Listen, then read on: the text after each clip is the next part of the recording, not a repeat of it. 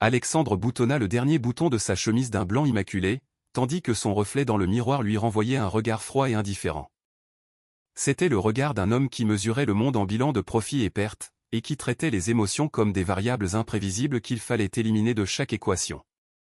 Sa résidence, située sur les hauteurs d'Aix-en-Provence, en était le reflet parfait, minimaliste, décorée dans des nuances de gris et de chrome. Elle ressemblait davantage à une galerie d'art moderne qu'à un foyer.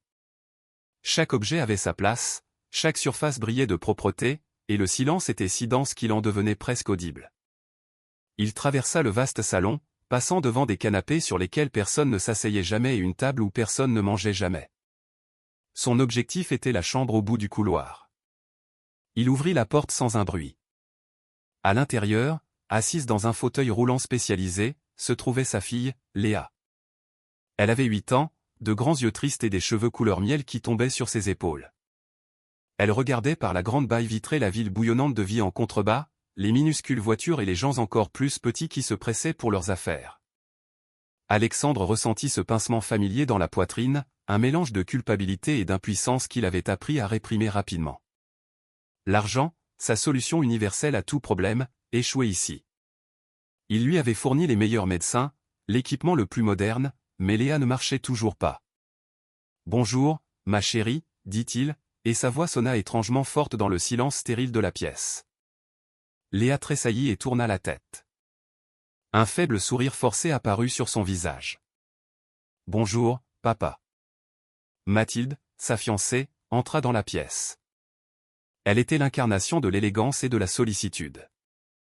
Ses mouvements étaient fluides, et son sourire toujours chaleureux et apaisant.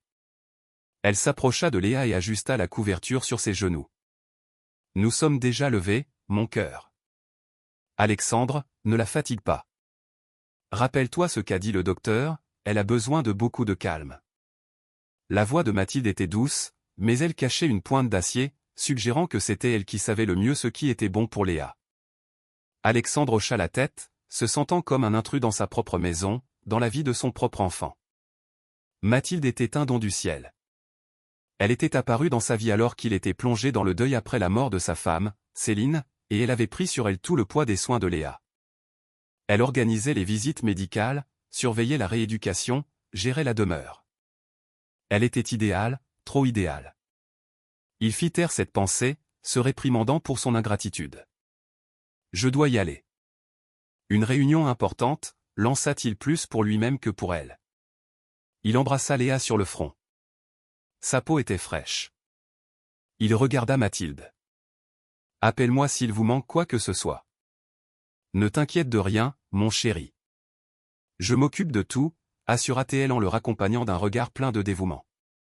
Lorsque les portes de l'ascenseur se refermèrent sur lui, il respira avec soulagement, retournant à ce monde qu'il comprenait, le monde des contrats, des négociations et de la logique implacable. Quelques semaines plus tard, une série d'événements imprévus le força à annuler toute une journée de rendez-vous. Un incendie dans l'un de ses entrepôts à Marseille exigea son attention, mais la situation fut maîtrisée plus vite que prévu. Il rentra chez lui en début d'après-midi, ce qui ne lui était pas arrivé depuis des années. Le silence régnait dans la demeure. Mathilde était partie faire des courses, et Léa, comme l'en informa Françoise, la gouvernante, se reposait dans le jardin suspendu. Ce jardin était un autre de ses projets extravagants, une oasis de verdure suspendue entre ciel et terre. Il trouva Léa dans son fauteuil, à l'ombre d'un magnolia en fleurs. Elle regardait quelque chose avec une concentration inhabituelle. Alexandre suivit son regard. Près du petit muret séparant sa propriété du bâtiment voisin, beaucoup plus modeste, un garçon jouait. Il avait peut-être 1 an ou 2 de plus que Léa, vêtu d'un jean usé et d'un t-shirt délavé. Il frappa dans un petit ballon fatigué qui roula vers Léa et s'arrêta juste au roue de son fauteuil. Le garçon s'approcha du muret avec hésitation. « Je peux » demanda-t-il doucement en désignant le ballon. Léa hocha la tête, sans détacher son regard de lui. Alexandre se tenait à l'écart, invisible derrière un groupe d'arbustes d'ornement. Il se sentait mal à l'aise en observant cette scène. Le garçon franchit le muret avec une agilité surprenante et ramassa le ballon. Au lieu de repartir immédiatement, il s'arrêta et regarda Léa, puis ses jambes couvertes par la couverture. « Pourquoi tu ne cours pas » demanda-t-il avec la curiosité directe d'un enfant. Léa baissa les yeux. Je ne peux pas. Je suis malade. Le garçon fronça les sourcils. Je t'ai vu par la fenêtre. Parfois, tu te lèves quand tu penses que personne ne regarde. Le cœur d'Alexandre s'arrêta. Qu'est-ce que ce gamin racontait? Les médecins étaient unanimes à ce sujet, Léa ne pouvait pas se tenir debout. Léa secoua violemment la tête, et la peur apparut dans ses yeux. Non, ce n'est pas vrai. Je n'ai pas le droit. Alexandre sortit de derrière les arbustes. Son apparition soudaine effraya les deux enfants. Le garçon recula d'un pas, serrant son ballon contre sa poitrine. Que fais-tu ici? La voix d'Alexandre était tranchante, accusatrice. C'est une propriété privée. Le garçon ne se laissa pas intimider. Il regarda Alexandre droit dans les yeux, puis tourna son regard vers Léa, qui s'était recroquevillée dans son fauteuil. Dans son regard, il y avait un étrange mélange de courage et de pitié. « Votre fille pourrait marcher », dit-il d'une voix basse mais ferme. Chaque mot était comme une pierre jetée dans une eau calme. Mais votre fiancé le lui interdit. Alexandre sentit le sang quitter son visage. La colère luttait en lui contre le choc. Quelle sottise! Qui es-tu pour dire de telles choses? Va-t'en d'ici, et tout de suite. Le garçon ne baissa pas les yeux. Il lança un dernier regard compatissant à Léa, puis franchit le muret d'un bond en arrière et disparut. Alexandre resta seul avec l'écho de ses paroles et sa fille terrifiée et silencieuse. Il retourna dans la demeure, l'esprit tournant à plein régime. Une accusation absurde lancée par un gamin inconnu. Il aurait dû l'ignorer, l'oublier, mais il en était incapable. Les mots du garçon, « Je t'ai vu. Tu te lèves ». Il se connectait à l'image de la peur dans les yeux de Léa. Quelque chose ne tournait pas rond. Quelque chose qu'il avait ignoré pendant des années, étouffé par le travail et les chèques signés pour de nouvelles thérapies. Quand Mathilde revint, il resta calme mais vigilant. Il l'observa s'affairer autour de Léa, lui parlant de ce ton protecteur et mielleux. « Comment te sens-tu, mon ange? Tu n'es pas fatigué? Ce garçon ne t'a pas importuné? Je l'ai vu par la fenêtre. Ce genre de personne ne devrait pas traîner ici. C'est le fils du nouveau jardinier du voisinage, intervint Alexandre. Il n'a rien fait de mal. Mathilde lui lança un regard acéré. Tu ne comprends pas, Alexandre. Léa est très sensible. Elle n'a pas besoin de contact avec des gamins de la rue. Ils peuvent apporter des maladies. Sa sollicitude, qui lui avait toujours semblé si authentique, sonnait maintenant faux. Pour la première fois, il commença à tout remettre en question. Le lendemain, il n'alla pas au bureau. Il dit à Mathilde qu'il travaillerait à la maison. Il s'installa dans son bureau, mais au lieu d'analyser les rapports boursiers, il activa la vidéosurveillance des caméras discrètement installées dans toute la demeure. Il visionna les enregistrements des dernières semaines, sentant une inquiétude croissante. Il trouva ce qu'il cherchait et, en même temps, ce qu'il craignait le plus. Un enregistrement d'il y a une semaine. Léa était seule dans sa chambre. Elle regarda nerveusement autour d'elle, comme pour vérifier que personne ne la surveillait. Puis lentement, au prix d'un immense effort, elle appuya ses mains sur les accoudoirs du fauteuil et se hissa en position debout. Elle vacillait, ses jambes tremblaient, mais elle tenait. Elle resta debout, seule, pendant 10, peut-être 15 secondes, avant de se rasseoir, épuisée et effrayée. Alexandre eut l'impression de recevoir un coup de poing dans le ventre. Le garçon avait raison. Léa pouvait se tenir debout. Alors pourquoi ne le faisait-elle pas? Pourquoi les médecins ne le savaient-ils pas? Il fit défiler les enregistrements plus loin. Il vit des scènes qui lui glacèrent le sang. Mathilde entrant dans la chambre alors que Léa essayait de faire les exercices recommandés par le kinésithérapeute. « Arrête mon cœur, tu vas te faire mal. » disait-elle doucement, interrompant l'exercice. « Tu es trop fragile. Papa ne veut pas que tu souffres, n'est-ce pas? Il veut que tu sois en sécurité ici, avec moi. » Une autre scène. Léa essaya d'attraper un jouet tombé au sol.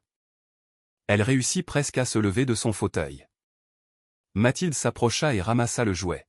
« Ne fais pas d'effort, ma chérie. Demande, et je te donnerai tout. Rappelle-toi ce qui arrivera si tu es méchante et que tu essaies de marcher. » Papa sera très triste. Il pensera peut-être que tu n'as plus besoin de lui et il partira. C'était une torture psychologique, subtile mais dévastatrice. Mathilde persuadait systématiquement Léa que sa maladie était la condition de l'amour de son père, que chaque tentative d'autonomie était un acte de trahison. Alexandre ressentit une vague de fureur glaciale. Cette femme en qui il avait eu confiance, qu'il comptait épouser, détruisait sa fille pour ses propres objectifs obscurs. Mais lesquels? L'argent, le contrôle. Il appela un détective privé, l'un des meilleurs du pays. Les instructions furent courtes et précises, passer la vie de Mathilde au peigne fin, chaque seconde avant qu'il ne la rencontre. En attendant, Alexandre commença à passer chaque instant de libre avec Léa. Il l'emmenait dans le jardin, lui lisait des livres et discutait avec elle. Au début, elle était renfermée et méfiante, ne répondant que par monosyllabes. Mais Alexandre était patient. Il ne forçait rien, il était simplement là. Un après-midi, alors qu'ils étaient assis en silence à observer le coucher du soleil sur les collines de Provence, Léa demanda tout bas, « Papa, est-ce que tu seras fâché si je guéris ?» Cette question lui brisa le cœur. Il s'agenouilla près de son fauteuil et prit sa petite main dans les siennes, « Léa, rien au monde ne me rendrait plus heureux. Je veux te voir courir, sauter, jouer. Je veux te poursuivre dans ce jardin jusqu'à ce que nous soyons tous les deux essoufflés. Ne pense jamais, au grand jamais, le contraire. » Des larmes apparurent dans ses yeux. Pour la première fois depuis une éternité, il y vit autre chose que de la tristesse, une étincelle d'espoir. Le rapport du détective arriva 3 jours plus tard. C'était pire que ce qu'Alexandre aurait pu imaginer. Mathilde était une escroc avec un long passé de détournement d'argent auprès d'hommes riches et seuls. Elle avait d'énormes dettes de jeu. Avant de le rencontrer, elle travaillait comme infirmière dans un hôpital d'où elle avait été renvoyée pour falsification de dossiers médicaux de patients. Léa n'était pas sa première victime, mais certainement la plus rentable. Maintenir l'enfant dans un état de dépendance garantissait à Mathilde une vie luxueuse et un contrôle total sur les finances d'Alexandre, qu'il consacrait au traitement de sa fille. Toutes les pièces du puzzle s'emboîtèrent. La douleur et la rage firent place à une détermination glaciale. Il savait ce qu'il devait faire. La confrontation eut lieu le soir même. Mathilde jouait, comme d'habitude, son rôle de soignante dévouée. Alexandre attendit qu'elle mette Léa au lit. « Nous devons parler », dit-il d'une voix dépourvue de toute émotion. Elle s'assit en face de lui sur le canapé en cuir blanc. « Bien sûr, mon chéri. Quelque chose s'est passé à l'entreprise. » « Pas à l'entreprise. Ici. » Il posa une tablette sur la table et lança l'enregistrement de la chambre de Léa. Celui où Mathilde lui disait que son père l'abandonnerait si elle commençait à marcher. Le visage de Mathilde se figea. Son sourire disparut, remplacé par l'incrédulité, puis la panique. « Alexandre, ce n'est pas ce que tu crois. J'essayais seulement de la protéger. J'avais peur qu'elle se blesse, qu'elle tombe. Épargne-moi tes mensonges, » l'interrompit-il froidement. « Je sais tout sur tes dettes, sur ton passé, sur ce que tu as fait à ma fille. » Il jeta sur la table le dossier du détective. Mathilde pâlit en parcourant les documents. Son masque tomba, et une expression de haine pure et animale apparut sur son visage. « Et qu'est-ce que tu vas faire maintenant » siffla-t-elle. « Aller à la police ? Dire à tout le monde que pendant des années tu as été un père si aveugle et absent que tu n'as pas remarqué ce qui se passait sous ton propre nez. Tu vas détruire ta réputation ? Personne ne te croira. C'est moi qui étais là pour elle. Moi. Et toi, où étais-tu, Alexandre ? » Ces mots étaient justes. Ils frappèrent sa plus grande peur, sa culpabilité, mais quelque chose avait changé en lui. Il n'était plus le même homme qu'une semaine auparavant. « Tu as raison, » dit-il calmement. « J'étais aveugle. J'ai été un père lamentable, mais c'est fini. Prépare tes affaires et sors de ma maison. Tu as 1 heure. Mes avocats te contacteront demain. Et si jamais tu t'approches de ma fille, je veillerai personnellement à ce que tu passes le reste de ta vie en prison. » Il y avait une telle force et une telle certitude dans sa voix que Mathilde comprit qu'elle avait perdu. Sans un mot, elle se leva et alla vers la chambre. Alexandre l'entendit jeter précipitamment ses affaires dans sa valise. 1 heure plus tard, elle disparaissait de sa vie pour toujours. Un long et difficile chemin commença alors. Alexandre engagea le meilleur pédopsychologue et un nouveau kinésithérapeute. Les premières semaines furent éprouvantes. Léa était anxieuse, méfiante. Des années de manipulation psychologique avaient laissé des cicatrices profondes. Elle avait peur d'essayer, peur de décevoir. Elle craignait que si elle faisait un pas, son papa disparaisse. Alexandre fut à ses côtés à chaque étape. Il abandonna la moitié de ses responsabilités à l'entreprise, les confiant à un adjoint de confiance. Il apprit à cuisiner le velouté de potiron préféré de Léa. Il faisait les devoirs avec elle. Ils allaient à chaque séance de thérapie ensemble. Lentement, jour après jour, il reconstruisit la confiance et abattit le mur que Mathilde avait érigé entre eux. Un jour, après plusieurs mois d'un travail intensif, le kinésithérapeute déclara « Elle est prête ». Physiquement, il n'y a plus d'obstacle.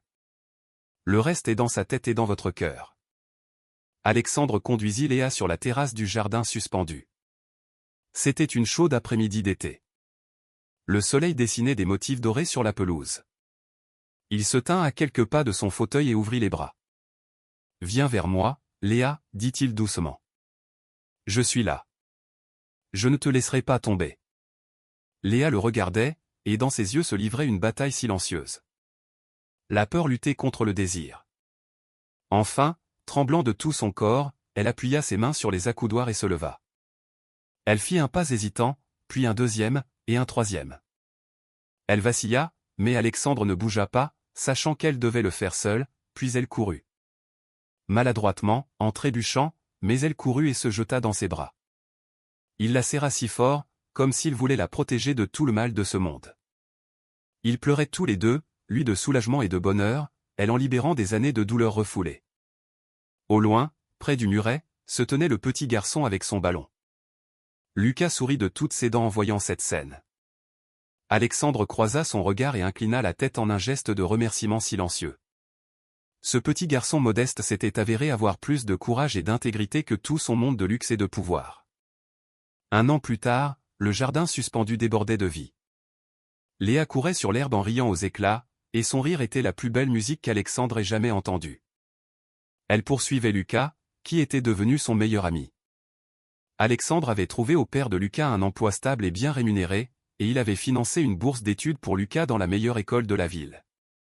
C'était la moindre des dettes qu'il pouvait rembourser. Alexandre était assis sur un banc, les observant. Il n'était plus le même homme.